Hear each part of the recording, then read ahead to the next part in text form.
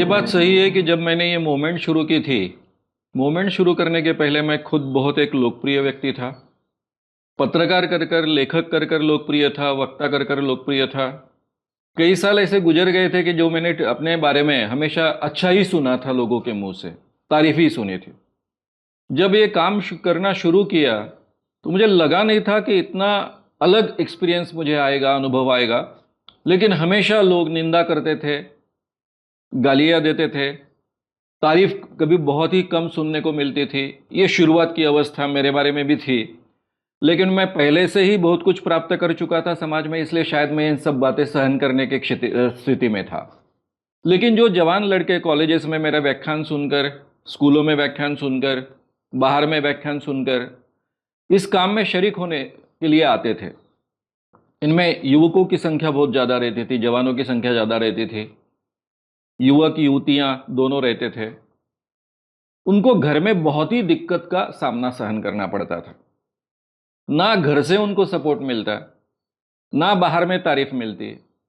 आप कोई तो भी गलत काम कर रहे हो, धर्म का और भगवान का कुछ तो भी नुकसान कर रहे हो, उसके खिलाफ काम कर रहे हो, इस तरह का वातावरण शुरुआत में बना हुआ था। इसलिए सभी मेरे कार्यकर्ताओं को बहुत तकलीफ होती थी। घर में भी काफ़ी संघर्ष होता था। लेकिन वो वैचारिक दृष्टि से इतने कन्विंस हो चुके होते इस विषय के बारे में कि बहुत अच्छे ढंग से वो लोगों को समझाने का प्रयास करते, घर के लोगों को समझाने का प्रयास करते। कई बार घर के लोगों के साथ में संघर्ष होता था। कई बार ऐसा होता था कि घर में उनको बिल्कुल कोई कीमत नहीं मिलती है, ना सपोर्ट मिलता है। कुछ लोगों को तो यहाँ तक कहा जाता था कि तुमको ये काम करना है तो घर छोड़कर चले जाओ। लेकिन ऐसे स्थिति में भी काफ़ी हजारों लड़के लड़कियाँ इस काम के साथ जुड़े रहे। ये शुरुआत के दिनों की अवस्था था, पहले 9-10 सालों तक तो ये अवस्था थी रही होगी। धीरे धीरे इस काम की क्रेडिबिलिटी बढ़ती गई। धीरे धीरे लोगों में तारीफ करने वाले लोगों की संख्या बढ़ती गई। जैसे जैसे हम इन बातों को लोगों के सामने रखते थे, बड़े पैमाने पर बाबा देवी मांत्रिकों का एक्सपोजर्स करते थे, बार बार हम जो कह रहे हैं वो 100% सही है ये साबित करते थे। इस कारण शायद हमारे काम की एक तरफ क्रेडिबिलिटी बढ़ती गई, दूसरी तरफ ये काम करने वाले अच्छे लोग हैं ये भी वातावरण समाज में स्थापित होते गया। और उसका परिणाम ऐसा निकला कि धीरे धीरे लोगों का समर्थन मिलने लग गया। ये भी हो गया कई घरों में कि जो माँ बाप इस काम के लिए बहुत विरोध करते थे, वो धीरे धीरे पहले विरोध करना छोड़ देना, ये पहला क्रम होता था। बाद में धीरे धीरे थोड़ा सा इनडायरेक्ट सपोर्ट, और कुछ सालों में ये परिस्थिति बदली कि घर से भी सपोर्ट मिलने लग गया। लेकिन आज बहुत परिस्थिति बदल चुकी है। पहले इस काम को करने वाले कार्यकर्ता की कभी तारीफ उसको सुनने को नहीं मिलती थी, हमेशा ही उसको टीका सहन करनी पड़ती थी, लोगों की गालियां सुननी पड़ती थी। ये परिस्थिति अब काफ़ी बदल चुकी है।